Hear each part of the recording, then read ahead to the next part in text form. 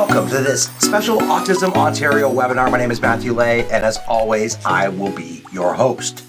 Today, we will be discussing healthy coping for caregivers using acceptance and commitment therapy, or ACT, strategies with Katy Albert. Now, we've worked together before. Yeah. Not everybody knows you. Talk a little bit about your background and what brings you to where we are today. Sure, I'll do that quickly. I have sort of two things that I do in my practice. One is supporting autistic folks and their families in treating mental health, so anxiety, depression, OCD, difficulties with emotional regulation and executive functioning. And then I am also a parent coach, so I support a lot of parents with their own journey of being a caregiver, both on their own mental health and on the practical side of how to support their kids. What is ACT and why? Well, why is it an important conversation for us to be having right now? When you are caring for somebody with any form of disability or difference, depending on, anybody's own personal view of what being autistic means to them, you are often confronted with more struggle and challenge, and learning to manage a life that is full of uncertainty and challenge and struggle, and how to do that in a way that feels as fulfilling and aligned with kind of the kind of person you want to be, I think is a really great way to help caregivers suffer less as they are on their journey as a caregiver, and feel fulfilled, even if they are struggling and facing challenge, but to feel fulfilled and good about how they are showing up in their caregiver role. Let's talk about the big question here. Yeah. Why? Why use acceptance, commitment theory, or therapy, or ACT? So what you'll see sort of even on the next slide is that there's a lot of research to support ACT as an intervention for caregivers that is effective, that can help you feel better about your life, act more effectively. We see caregivers, parents, but also people working with autistic people get better at their jobs when they are using this framework. So I think the evidence is there.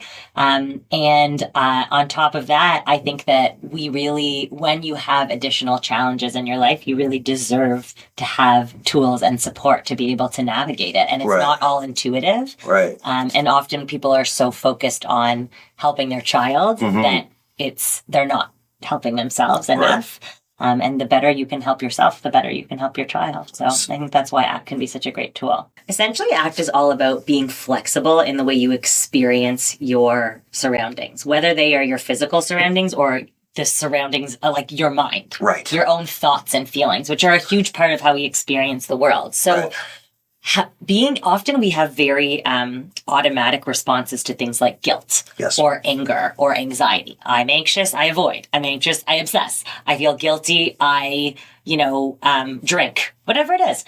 We can learn to be flexible about how we respond to the experience of guilt or the experience of anger. We can learn new ways of relating to what we are thinking and feeling, and that allows us to show up more effectively in our lives, in the physical world. And that's what ACT is really all about. And again, caring for a child is hard. Being a parent is super, super hard and a huge challenge. And for people who have an autistic child, that it's often the challenges or just the intensity of it all is really amplified.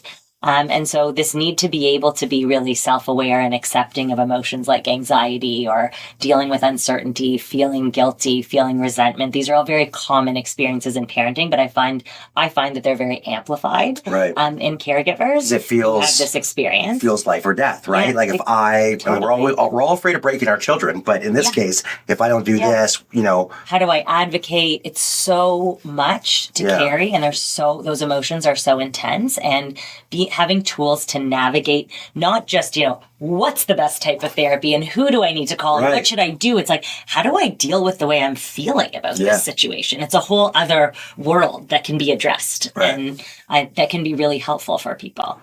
Yeah. Let's talk about how to act. So this slide lays it out pretty cleanly, but walk us through it. Sure.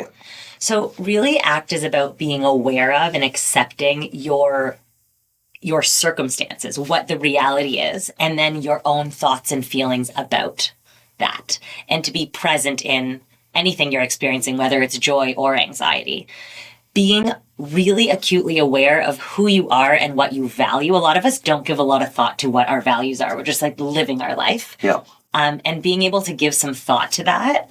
And so when we are angry or we are frustrated or we are anxious, if we know, the kind of person we want to be in this world, what our values are, the way we want to treat ourselves and others, it can give us direction as we have those thoughts. And then the last part of ACT, which is really taking action, which is acting in ways that are aligned with your values, irrespective of what you are thinking and feeling. Right. So we can accept any feeling, right, and choose to act in a way that is aligned with our values versus our thoughts. Right. So, if you are feeling resentful towards your child or society or a therapist. Well, it happens, right? Of course it happens. And we're going to talk about that because that's perfectly normal and okay. We can accept that we can love somebody and resent them at the same time and have both of those feelings and act as that's the acceptance piece. Like I have these two conflicting emotions.